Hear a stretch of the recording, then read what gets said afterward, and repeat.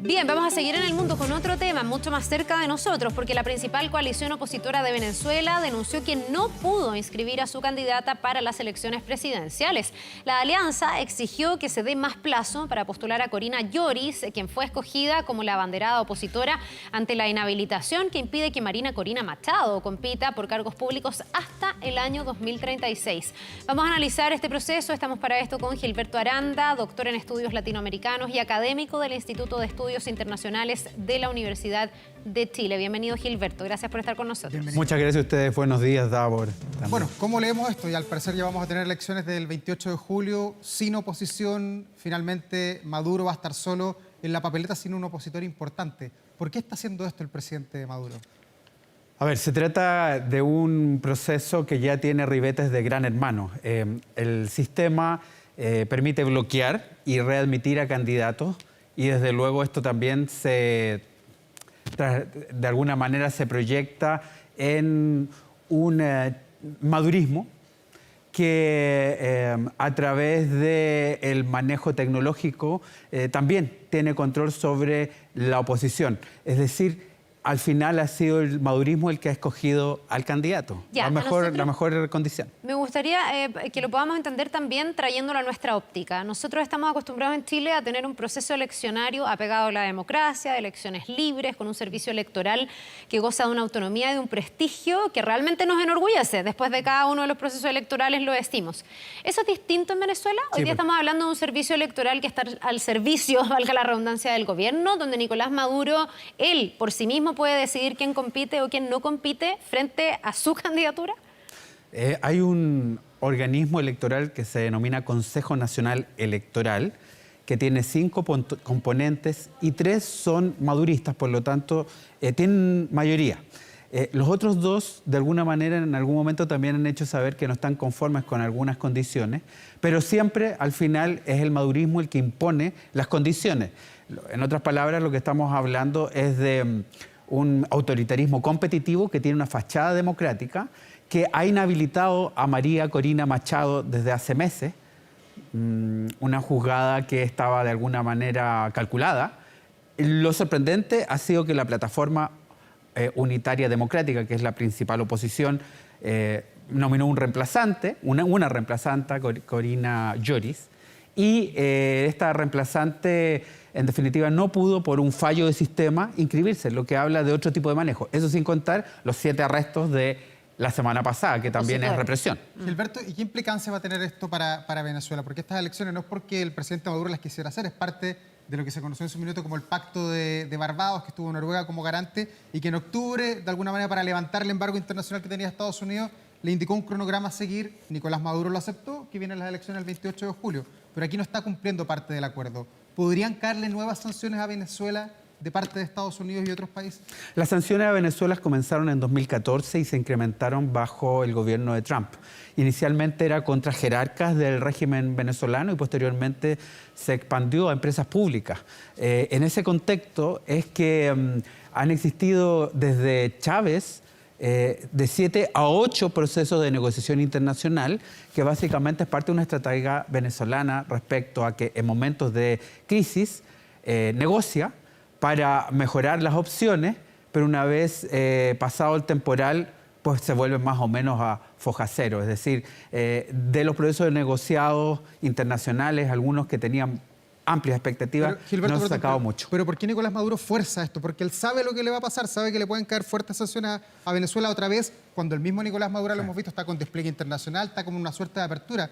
Esto, a ojos de uno que lo mira desde acá, es como un retroceso de su política. No hay en este momento muchas opciones para regodearse con el tema de los proveedores de petróleo. No estamos en el 2014 y en el 2010. Por el mango, me estás diciendo tú. Es decir, está en una mejor posición internacional. Así como hay países carentes de estas materias primas que están sufriendo más, por ejemplo, Cuba, y que son, por lo tanto, mucho más vulnerables a las sanciones. En el caso venezolano, en un contexto de crisis energética, producto de guerras además, la verdad es que la posibilidad de levantar sanciones inmediatamente no se ven muy cercanas. Pueden haber algunas, pero no van a tener la magnitud de las que se desmontaron. Ahora, lo del proceso de Barbados implicaba condiciones de transparencia que no se han cumplido. Todos pensábamos que en ese contexto las elecciones iban a ser a fin de año y no el 28 de julio, y al final ha armado, podríamos decir, un cuadro muy parecido a la rusa, ya que estábamos hablando tras bastidores de Rusia, es decir, una competencia donde Putin tiene candidatos satélites, pero que todo el mundo sabe que va a ganar. Es decir, son candidatos que no pueden amagar la opción del oficialismo. Palos blancos. En otras palabras, palos blancos, finalmente exactamente. es como una pantomima de elecciones. Ahora, yo te escucho y digo, bueno, una cosa es que Maduro se sabe poseedor de petróleo, que aquí es una cosa estratégica relevante y una carta económica a la que él puede, en el fondo, echar mano y ejercer cierto nivel de control. Pero también me pregunto si es que el bancarse un poco, que pudiera haber sanciones de menor intensidad, no tiene que ver con una sensación real de temor de si estas elecciones fueran de verdad con candidatos competitivos, poder perder, poder no quedarse o retener el poder, porque lo que ha hecho la oposición también es llamativo en términos de estrategia, que es unirse frente al nombre que sea. O sea, ok, me bloqueaste a Marina Corina Machado, ok, te pongo otra candidata y nos unimos todo con ella. Eso elevaba las expectativas de la oposición de decir, bueno, este señor va a tener que cumplir, transparentar, nos va a dejar pasar uno que le parezca poco competitivo, pero ese poco competitivo es competitivo y podría robarle el poder. Definitivamente lo que tenemos es un autoritarismo competitivo que tiene la fachada de elecciones y por lo tanto uno podría decir cumple con cronogramas electorales y las personas concurren a urnas, pero el cuadro ya con María Corina Machado se veía poco, o más bien incierto para el oficialismo. Estamos hablando de una candidata que sacó en primarias algo así como 2,5 millones de personas a la calle, que además de aquello tenemos un gobierno que por encuestas, que siempre hay que tener cierto cuidado, pero hablan de un 60-70% de opción de voto frente a un 70% aproximado de desaprobación de Maduro. Es decir, el cuadro era muy adverso y para eso cualquier maniobra proveniente de la plataforma unitaria democrática, la principal oposición, era vista como riesgosa. Por eso es que una vez cancelado el nombre de María Corina Machado, lo del fin de semana fue algo sorpresivo, lo de la designación de esta académica octogenaria. De bajo perfil, dicen, no es una política de alto. En administración pública, te das cuenta, es básicamente una académica. Y esa designación fue sorpresiva y frente a eso, como no hay una inhabilitación anterior, ni tampoco está la idea de, como hubo 7 aprehensiones, de 2 aprehensiones más otras 5 peticiones de aprehensión. Como no se echa mano de eso, pues la verdad es que empieza el fallo sistema. Que también este tipo de maniobras son tan poco comunes, es decir, se han utilizado en el pasado. Además, ayer Maduro inscribió su candidatura No sin tuvo ningún tipo de problema, Con digamos. alfombra Justo le roja falló, y proclamado por el Claro. número 2 del partido, que es Diosdado Cabello. justo le que falló sí que el sé. sistema solo a la oposición. Curioso. A la plataforma unitaria, porque hay otros... Bueno, a la oposición competitiva, quiero Exactamente. Fueron 4 partidos políticos o plataformas que no pudieron inscribirse, entre eso el Partido Comunista de Venezuela, que es importante decirlo porque está en interdicción con el oficialismo. Yo diría que hay otros partidos comunistas que hoy día están más cerca de Maduro que el Partido Comunista de Venezuela, por decirlo de otra manera. También el movimiento ecologista tampoco pudo inscribirse. En definitiva, son candidatos tolerables los que son admitidos. Y ahí la pregunta es Manuel Rosales, que en el chavismo rebelde a lo mejor coincidió en algunos puntos, que tenía una relación ambigua, a pesar de que fue incluso apresado en algún momento. El gobernador de Zulia, Enrique Márquez, también alguien de Tiempo Nuevo, son 2 candidatos que ahora habría que pensar qué tan abierta estaría la plataforma unitaria de endosarle el apoyo. Es complejo porque son candidatos que, particularmente Rosales, que tenía una relación ambigua con el chavismo, no de oposición frontal.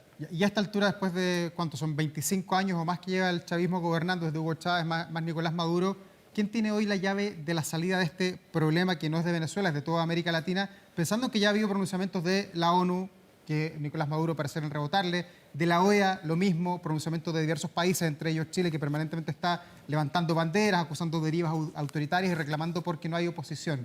¿Hoy día tú ves algún líder latinoamericano del mundo que pueda ayudar a Venezuela a salir de esta crisis? Primero decirte que a final de este año van a ser ya 25 años. 13 años para Chávez y 11 años de gobierno madurista. Van a ser 16, 2003. sí, claro. Exactamente. Entonces van a ser 16, exactamente. Pero también es importante decir que a pesar de que son fieles de la misma iglesia, por decirlo de una manera, se trata de formas y estrategias completamente distintas de encarar la acción política. Chávez a lo mejor usaba el gerrymandering, el redistritajes, y mejoraba sus opciones. Pero al final del día era una democracia delegativa, una democracia liberal con tensiones ciertamente con la oposición. En el caso de Maduro ha ido deviniendo a una deriva autoritaria. Eso es lo que dice el presidente Boric. ¿Perdón? Es lo que ha dicho el presidente Gabriel Boric. Es lo que ha dicho el presidente Boric y muchos, ¿no? Y muchos. Es una deriva autoritaria y en ese contexto, yo diría autoritarismo competitivo y quizás más. Es que a mí me parece que finalmente la clave en estos momentos, sobre todo cuando tenemos a la potencia global y regional que es Estados Unidos, con muchos temas en el mundo, particularmente en Medio Oriente, por citar uno, a mí me parece que quien en realidad tiene la llave son los actores internos. Particularmente, solo los internos. Aquí no puede participar ni el presidente de Francia, ni de Estados Unidos, ni el Papa, nadie tiene la solución de Estados Unidos en un momento fue muy incidente y a través de distintos procesos ha ido de alguna manera también colocando puntos sobre la mesa. Digamos las cosas como son. Cuando el oficialismo venezolano va a una negociación, lo hace para de alguna manera desmontar las sanciones. La llave la tiene Estados Unidos. No es porque esté tan interesado en conversar con la oposición, es porque es el trámite que tiene que hacer para desmontar sanciones y esa llave la tiene Estados Unidos. Yeah. Sin embargo, a mí me parece que la clave definitiva la tienen los actores internos y particularmente las Fuerzas Armadas. Las Fuerzas Armadas, con esto no estoy hablando de un golpe, estoy diciendo que han existido en Venezuela. Incluso partiendo por el de Hugo Chávez del 92. Partiendo por el de Hugo Chávez el 92, siguiendo por el que le intentaron dar a Hugo Chávez el año 2002, sí. Continuando el del año 2019, abril 2019, donde la oposición pensó que tenía la cúpula militar ya de alguna manera de su lado y no fue así. Creo que los militares que son la columna vertebradora en estos momentos, esto es militarismo por invitación, por cooptación, son la columna vertebradora del régimen, tienen mucho que decir en un futuro, en una futura transición. Si al fondo todos estos procesos, que al final no se cumplen, son procesos que implicaban coadyuvar a un proceso de transición que al final no se cumple, porque ahí está el madurismo anclado. Ya, ahora tú dices, quienes tienen la llave son los actores internos. La verdad es que el gobierno de Maduro ha hecho todo lo posible por sacar del juego a todos los actores internos.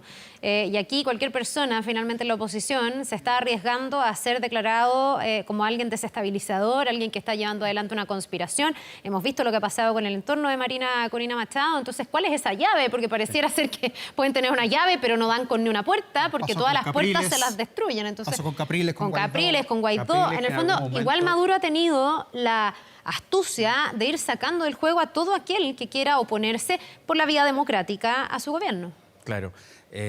Cualquier posibilidad de amagar su gobierno es inmediatamente neutralizada. Y desde luego citaban a Capriles, que en un momento también se pensó que podía ser candidato, finalmente no lo hizo, también está con inhabilitación, están todos inhabilitados. Los frontales, los que han sido oposición de primera hora, están casi todos y todas inhabilitadas. Y en ese contexto se ve poco... no se ven muchas expectativas de cambio. Quiero ser bien sincero respecto de esto, porque se trata de un gobierno autoritario que más bien va por una vía donde mezcla negociación,